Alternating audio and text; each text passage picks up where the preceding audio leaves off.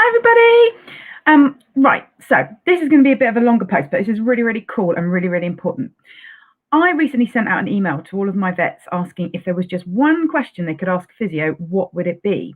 And I got a question back, and it was a really brilliant question. And I spent time, obviously, writing my email back to her. And I wanted to make sure that I put it out here for everybody to see as well, because it's really important. Her question was, how do you keep owners motivated? And I thought, that's a really good question. And actually, I definitely have an answer, but actually, it's quite intuitive because I kind of just do it and don't really think about how. But when I did put it into writing, that was when I realized, actually, this is a really good point. And so I'm going to make sure that I tell you how I keep my owners motivated, and hopefully, you'll agree with me. So it is really important that you think about their own personal needs. Every case is an absolute individual. It is definitely not that there is one situation for every single person, and that has to be your primary bit of thinking. And bear with me, I've got everything written down here because I want to make sure I didn't miss anything that I had put into writing. So you have to listen and find out what motivates every owner, because it won't be the same for every owner. For some, it might be money, might be financial, it might be that it's quality of life. It might be how long the dog will live, or cat, or any pet. And those things are all very different. So obviously, if it's something like longevity, they want the pet to live as long as they possibly can, which obviously we would all like. Then obviously keep using that. If it's quality of life, stick with that. Longevity and quality of life are two very different things. And if it's financial, then obviously remember that not everybody's got a bottomless pit of money. Not everybody's insured. It's not for you to judge, it's just for you to listen and try to be sympathetic to their situation. So yeah, just definitely don't be judgmental, and just remember that everybody's on a different path, and be flexible. If they can't do something, try and work around it, try and be sympathetic to their situation. And if they do look like they're failing, I say inverted commas because I hate using that word, then work with them and try and make sure that you make a plan that actually is going to work with their situation individually. It's really important.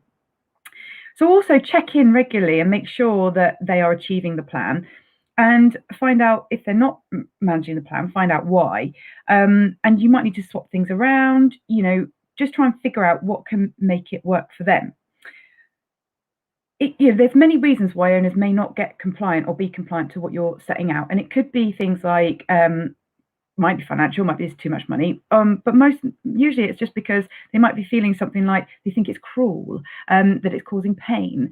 And 9 times out of 10, it's absolutely not. It's absolutely fine. It's just trying to get the owner's head around that. So, for example, if the owner's really used to giving a zillion treats, and now you've put them on a diet and you're telling them to do all this stuff without a zillion treats, some owners feel that that is really restrictive to their life.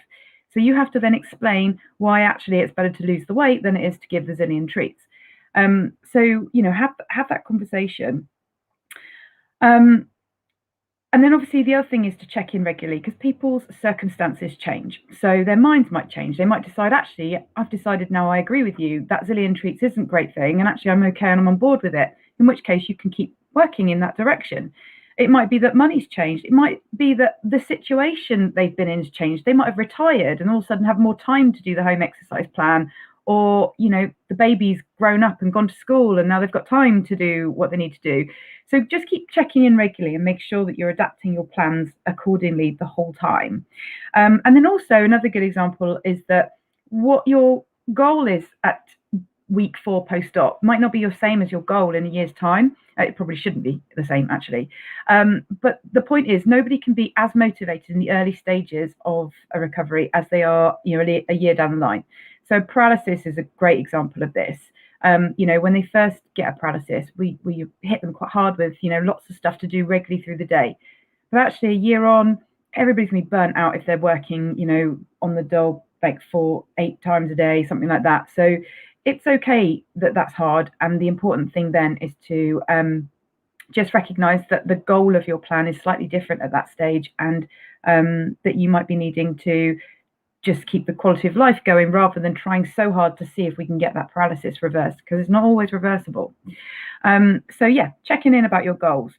So there's loads and loads of ways to be motivating to your clients and your patients. It's just a case of being compassionate and remembering that everybody's human, everybody's got their different place in this world, different parts, and there's a zillion ways to keep them motivated. And we do it very well here. So I'm quite chuffed with that. So hopefully that's a help to all the other people as well who might be thinking that question and haven't actually asked.